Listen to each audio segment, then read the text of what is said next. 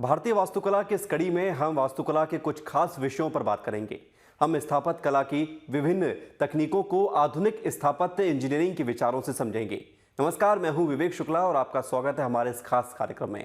आज हम गुंबदों, मेहराबों, खंभों और दरवाजों के स्थापत्य को समझते हुए इनके निर्माण में उपयोगी रहे विज्ञान एवं प्रौद्योगिकी को जानेंगे। हमारी यात्रा हुमायूं के मकबरे से शुरू होगी और उसके बाद हम बलबंद के मकबरे में भारत की पहली वास्तविक मेहराब को देखेंगे। इस कड़ी में हम फतेहपुर का विशाल दरवाजा देखेंगे। इसके साथ ही देखेंगे कुतुब परिसर का जंग रहित लोहा स्तंभ। हमारी आज की यात्रा काफी रोचक रहेगी।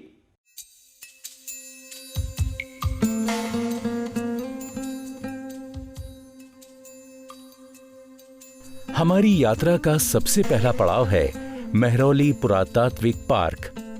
यही है प्रसिद्ध विश्व विरासत स्थल कुतुब मीनार। कुतुब मीनार की अनोखी वास्तुकला शिल्प लाल बलुआ पत्थरों से निर्मित है। इस मीनार की ऊंचाई 72.5 मीटर, शिखर का व्यास 2.75 मीटर और आधार का व्यास 14.32 मीटर है। ये क्रमगत रूप से कोणीय और गोलाकार संरचना है। इसके आसपास पुरातात्विक क्षेत्र में अनेक भव्य इमारतें हैं, जिनमें मुख्यतः भारतीय इस्लामिक शैली में बना अलाई दरवाजा प्रमुख है, जिसका निर्माण 1311 ईस्वी में किया गया था। लेकिन कुतुब परिसर की इमारतों पर विस्तार से चर्चा करने से पहले हम गयासुद्दीन बलबन के मकबरे की ओर चलते हैं। आज ये मकबरा वीरान है और खंडहर में तब्दील हो चुका है, लेकिन फिर भी यहाँ हमारे लिए एक खास संरचना है। देखिए, ये एक ऐतिहासिक मेहराब है, क्योंकि इसे अनेक पुरातत्वविदों द्वारा भारत में निर्मित पहली वास्तविक मेहराब माना जाता है। भारत में ऐसी मेहराबों वाले डिजाइन का उपयोग निर्माण कला में काफी समय बाद किया गया।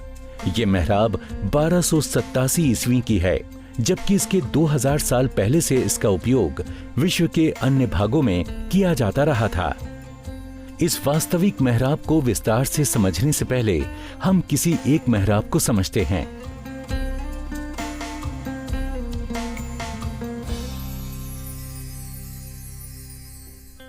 मेहराब एक घुमावदार संरचना है जो किसी भी इमारत को मजबूती और सहारा प्रदान करती है। मेहराब को स्थापत्य तत्वों का मुख्य घटक माना जाता है। इसका उपयोग सुमेरी और इट्रस्कन सभ्यताओं में किया जाता रहा है, परंतु इसका निपुण उपयोग रोमन काल के दौरान किया गया था। तो मेहराब काम कैसे करती है? लगभग सभी मेहराबों के ऊपर काफी भार होता है। बाकी मेहराबें दीवारों में संलग्न होती हैं। इन्हें अनेक प्रकार की निर्माण सामग्रियों जैसे कि पत्थर, ईंट, सीमेंट या इस्पात आदि से बनाया जाता है। पत्थरों यानी ईंटों से बनी मेहराबों में खूंटों के आकार वाले ब्लॉकों का प्रयोग किया जाता है, जिन्हें वुसुआर्स कहते हैं। निर्माण के दौरान इस तरह की मेहराबों को लकड़ी के फ्रेम से सहारा दिया जाता है। अंत में मेहराब के शिखर के केंद्र में ब्लॉक लगाया जाता है, जिसे कीस्टोन कहते हैं। खूंटी के आकार वाला कीस्टोन ब्लॉक मेहराब के अन्य ब्लॉकों को उनकी जगह पर जमा देता है। कीस्टोन पर कोई भार नहीं पड़ता, लेकिन ये संरचना के भार को मेहराब के नीचे और लंबाई में स्थानांतरित कर देता है। मेहराब की विशेषता है कि ये भार को नीचे स्थानांतरित कर देती है। जब लकड़ी के फ्रेम को हटाया जाता है, तब मेहराब के दोनों तरफ के दबाव को मेहराब का कीस्टोन सहारा देता है। इसके अलावा चिनाई या अन्य मेहराबों के द्वारा मेहराब को दोनों तरफ से सहारा दिया जाता है, ताकि ये अपने ऊपर के भार से ढह ना जाए। लेकिन ये होता कैसे है? आइए इसे समझते हैं। असल में केंद्रीय ब्लॉक स्थिर रहता है, क्योंकि ये शिखर पर आधार की तुलना में चौड़ा होता है। इसलिए नीचे गिरने के लिए इसे पास वाले ब्लॉक को बाहर की ओर ढकेलना होगा। इस प्रकार जब तक ये आपस में मजबूती से जुड़े रहेंगे, बीच का ब्लॉक नीचे नहीं गिरेगा। प्राचीन काल में भारतीयों ने मंदिरों और अन्य संरचनाओं के निर्माण में मेहराबों का अधिक उपयोग नहीं किया। उन्होंने आरंभ में चौखटों यानी लिंटल का प्रयोग अधिक किया। अब हम ऐसी कुछ स्थापत्य तकनीकों को समझते हैं। तो लिंटल क्या है? लिंटल एक बहुत आसान सी बीम है जो 2 खंभों पर टिकी होती है। लिंटल का कार्य मेहराब या बीम की तरह ही होता है। लिंटल को बनाने की सरलता के कारण इनका उपयोग बड़े पैमाने पर हुआ है। कड़ीदार यानी कॉर्बल्ड मेहराब क्या होती हैं? कड़ीदार मेहराब में एक के बाद एक पत्थर ऊपर की ओर जोड़े जाते हैं। इसमें निर्माण की संरचना सीढ़ियों की भांति होती है, जिसे काटकर एक मेहराब का आकार दिया जाता है। कुतुब मीनार परिसर की अनेक इमारतों जैसे कुव्वतुल इस्लाम मस्जिद में इसी तरह की मेहराबों का उपयोग किया गया है। यहाँ तक कि कुतुब मीनार की बालकनियों में वास्तविक मेहराब की बजाय कड़ीदार मेहराबों का उपयोग किया गया है। तो इस प्रकार ये मेहराब भारत में बनने वाली पहली वास्तविक मेहराब है। अद्भुत एवं असाधारण, है ना? इसके बाद जब मेहराबें प्रचलन में आ गईं, तो फिर इनका निर्माण रुका नहीं। मुगलों ने मेहराबों के डिजाइन को अपनाया और विश्व की कुछ बेहतरीन इमारतों का निर्माण किया, जैसे कि अकबर का मकबरा, हुमायूं का मकबरा और ताजमहल, जिसमें नोकदार मेहराबों का उपयोग किया गया था।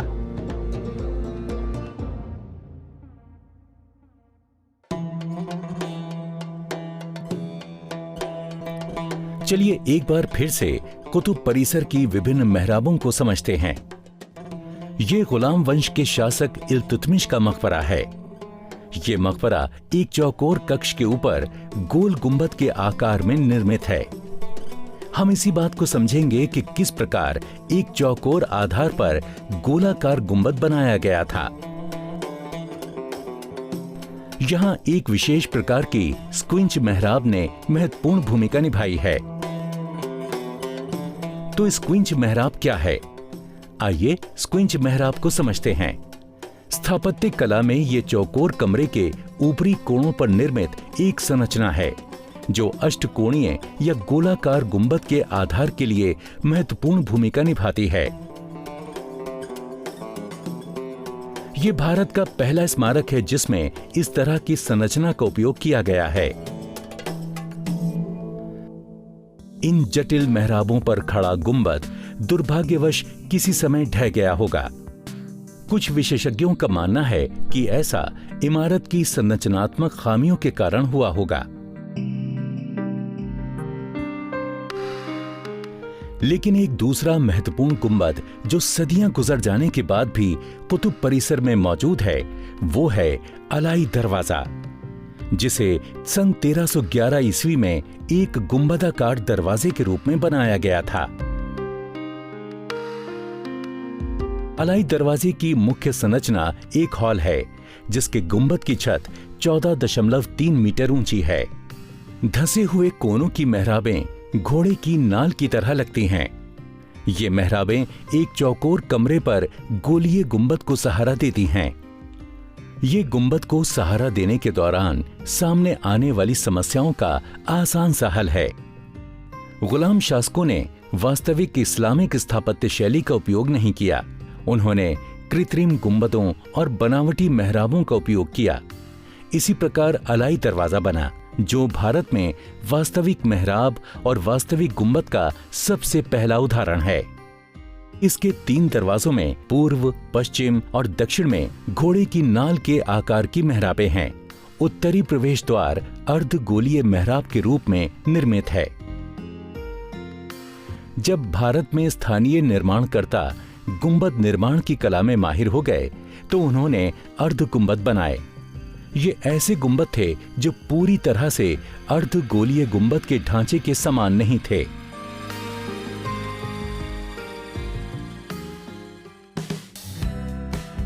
असल में 15वीं सदी तक अधिकतर भारतीय इस्लामिक स्मारकों में अर्ध गुंबदों का प्रयोग होता था। केवल लोधी शासन 1451 से 1526 के दौरान गुंबदों में पूरी तरह से अर्धगोलीय वक्र का आरंभ हुआ। हुमायूं का मकबरा पहला फारसी गुंबद था जो बेहतरीन अर्धगोला था। चलिए 1570 ईस्वी में बने हुमायूं के मकबरे के गुंबदों के बारे में विस्तार से जानने का प्रयास करते हैं। इसे मुगल इमारत शैली का विशेष उदाहरण माना जाता है। इस गुंबद ने ऐसे नियमों को निर्धारित किया जिनसे आगे चलकर मुगल मकबरों, विशेषकर ताजमहल के निर्माण की प्रेरणा मिली। यहाँ पर ज्यामितीय रूप से व्यवस्थित 4 बाग बगीचा है, जिसमें अनेक केंद्रीय जल नालिकाएं हैं, जो जन्नत का प्रतीकात्मक रूप है। चमचमाते जड़े हुए संगमरमर और बलुआ पत्थरों से बने हुमायूं के मकबरे पर ताज के रूप में सफेद संगमरमर का एक बड़ा सा चमकीला गुंबद बनाया गया था। इस गुंबद को और विस्तार से समझने से पहले हम गुंबद की संरचना को समझते हैं। एक गुंबद मेहराब से बना होता है, जिसमें अनेक द्विआयामी मेहराबें मध्य बिंदु पर घूमती हैं, जिससे एक त्रिआयामी संरचना का निर्माण होता है। हालांकि जब ये मेहराबें घुमाव पर होती हैं, तब कुछ विशेष घटित होता है। मेहराब के शीर्ष पर स्थित कीस्टोन गुंबद के लिए आवश्यक नहीं होता है। गुंबद की संरचनात्मक बनावट के साथ समझौता किए बिना गुंबद के शीर्ष को खुला छोड़ा गया है।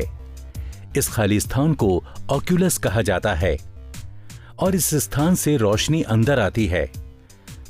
इस गुंबद की विशेषता है कि बिना एकल स्तंभ के इससे काफी खाली स्थान मिलता है।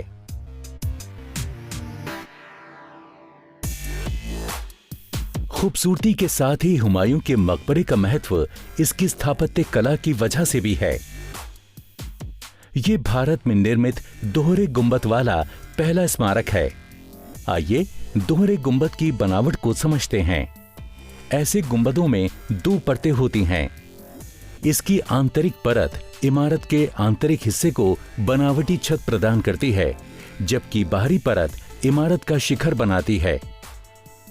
दोहरे गुंबद वाली योजना में छत आंतरिक हिस्से के अनुपात में नीचे की ओर होती है, साथ ही बाहरी हिस्सा इमारत की ऊंचाई बढ़ाता है।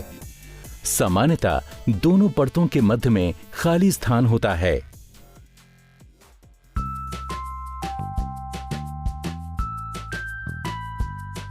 इस युक्ति से जहां इमारत को बाहरी तौर पर ऊंचाई मिलती है, तो वहीं केंद्रीय हॉल में आंतरिक ऊंचाई के अनुपात में छत को नीचे रखा गया है। यह भारत का पहला मुख्य पूर्ण गुंबद है, जिसके कारण इसकी विशेषता और बढ़ जाती है। इससे पहले के गुंबदों को पूर्ण नहीं कहा जा सकता, क्योंकि उनमें कभी पूर्ण अर्धगोले के लक्षण नहीं थे। हुमायूं के मकबरे के बाहरी गुंबद की ऊंचाई 42.5 मीटर है, जो संगमरमर से ढका है और आकार में गोल है। छत पर लगे कॉलमों के सहारे खड़े छतरियों नुमा छोटे बुर्जों से भारतीय शैली की झलक मिलती है। बाहरी गुंबद के नीचे स्थित आंतरिक गुंबद की ऊंचाई 12 मीटर है, जिसके कारण केंद्रीय गुंबद हॉल को 3 मंजिला ऊंचाई मिल पाई है। ये हॉल चारों ओर से कमरों और ईवान से जुड़ा है।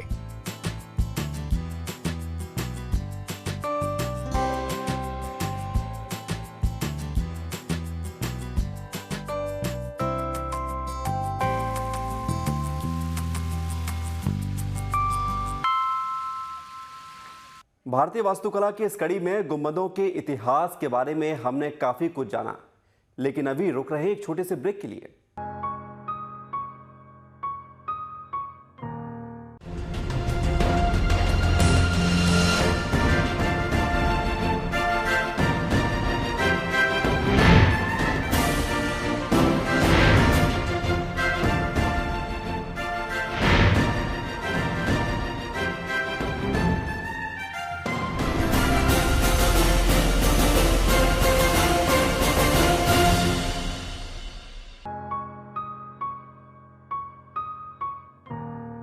ब्रेक के बाद आपका स्वागत है। गुंबदों के बाद अब हम मुगल स्मारक फतेहपुर सीकरी में स्थित बुलंद दरवाजे के बारे में जानेंगे।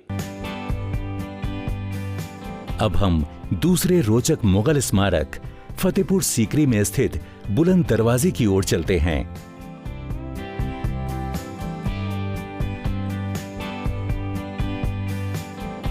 हम फतेहपुर सीकरी के रास्ते में हैं, जहां विश्व का सबसे बड़ा दरवाजा है। इस संरचना को बुलंद दरवाजा कहते हैं। इसका साहित्यिक अर्थ ऊंचा दरवाजा है, जिसे अकबर द्वारा दक्षिण पर विजय की स्मृति में बनवाया गया था। इस विशाल दरवाजे के निर्माण में 12 साल लगे। इसकी ऊंचाई 40 मीटर है। 12 मीटर ऊंची सीढ़ियों के साथ ही पहाड़ी इसे अतिरिक्त ऊंचाई प्रदान करती है। तो इस प्रकार सड़क से इसकी कुल ऊंचाई 52 मीटर हो जाती है। अब हम इसे विस्तार से समझते हैं। दरवाजे का अनुपात पूरी तरह से समरूप है। इस प्रवेश द्वार को ऐसे अनुपात तक पहुंचाने में सदी हुई योजना और सटीक निर्माण तकनीकों का उपयोग किया गया था। ध्यान देने योग्य बात यह है कि इसे लगभग 700 वर्ष पहले बनाया गया था। तब ना तो कोई क्रेन थी, न ही भारी वस्तुओं को उठाने वाले उपकरण। दरवाजे की मुख्य मेहराब अष्टकोण के 3 हिस्सों की तरह दिखाई देती है। 2 संलग्न हिस्से 3 कतारों में बटे हुए हैं। इन सब के शीर्ष पर छतरियों के मुकुट हैं। बुलंद दरवाजे का निर्माण लाल और बादामी रंग के बलुआ पत्थरों से किया गया है, जिन्हें सफेद और काले पत्थरों से सजाया गया है। संगमरमर और बलुआ पत्थरों से किया गया आंतरिक कार्य मुगल काल का बेजोड़ नमूना है। सभी मुगल स्थापत्यों की विशेषता दरवाजों पर कुरान की आयतों को सुंदरता से अंकित करना रही है। बुलंद दरवाजे के पूर्वी तोरण के प्रवेश द्वार पर फारसी में अंकित शिलालेख में सन 1601 में दक्कन पर अकबर की विजय का उल्लेख है। अकबर द्वारा निर्मित ये सुंदर शहर केवल 14 वर्षों तक मुगल शासन की राजधानी रहा। पानी की कमी से जूझते हुए इस शहर को शासन के समृद्ध संसाधन भी बचा नहीं पाए।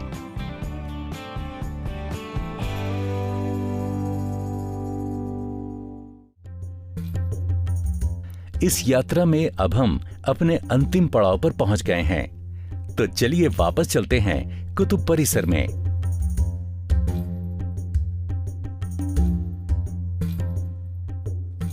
इस बार हम कुव्वतुल इस्लाम मस्जिद के मध्य में खड़े लौह स्तंभ पर विस्तार से चर्चा करेंगे। लेकिन इस स्तंभ के पीछे एक बड़ा रहस्य छिपा है, जिसे इतिहासकार, पुरातत्वविद और धातुकर्मी लगभग 1 सदी से समझने की कोशिश कर रहे हैं। यह स्तंभ 90% रॉड यानी गाढ़े लोहे से बना है और 1600 वर्षों से अपनी जगह पर खड़ा है। आइए इस स्तंभ को थोड़े विस्तार से समझते हैं। 4वीं ईस्वी में बने इस स्तंभ को हिंदू भगवान विष्णु को समर्पित किया गया है और इसे गुप्त वंश के राजा चंद्रगुप्त द्वितीय की स्मृति में बनवाया गया था। यह स्तंभ मूल रूप से मध्य प्रदेश में स्थापित था। इस स्तंभ को वर्तमान स्थान तक लाने का रहस्य अभी भी बरकरार है।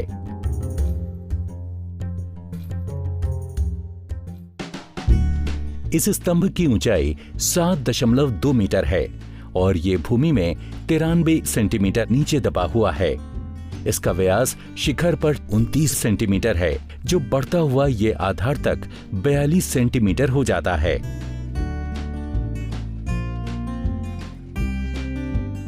इस स्तंभ में उपयोग की गई धातु शुद्ध लचीला लोहा है। 1600 साल पहले इस तरह के विशाल स्तंभ बनाने की कला प्राचीन भारत के धात्विक विज्ञान की उत्कर्षता का प्रमाण है। आइए इस स्तंभ के बारे में विस्तार से जानते हैं। यह स्तंभ जमीन से कुछ 100 सेंटीमीटर पर खुरदरा है और आंखों के स्तर पर चिकना और अत्यधिक पॉलिश युक्त है। गढ़ने के दौरान सटीक जुड़ाव की कमी के कारण इसके आधार की सतह खुरदरी हो गई है। इस स्तंभ का ऊपरी हिस्सा बहुत अधिक परिष्कृत है, जिसे कभी कभार गलती से तांबा समझ लिया जाता है। रेत या फॉरिक ऑक्साइड के कारण तिरछे कोण से देखने पर इसका रंग तांबे जैसा लगता है। स्तंभ को एक नजर में देखने पर ही धातु कर्मियों के कौशल का पता चल जाता है। उच्च गुणवत्ता के लोहे के साथ ये प्राचीन कला का सबसे बड़ा हाथों द्वारा ढाला गया लोहे का स्तंभ है। विशेषज्ञों का मानना है कि गैर यूरोपियनों में केवल भारतीय ही थे जो लौह के भारी ढलवां टुकड़ों का निर्माण करने में समर्थ थे। सबसे खास बात कि इसमें जंग क्यों नहीं लगता। जब इसकी तुलना पुरी और कोणार्क में उपयोग किए गए लौह स्तंभों से करते हैं तो उनमें तुलनात्मक रूप से अधिक जंग लगा है, जबकि वो केवल 700 वर्ष पुराने ही हैं।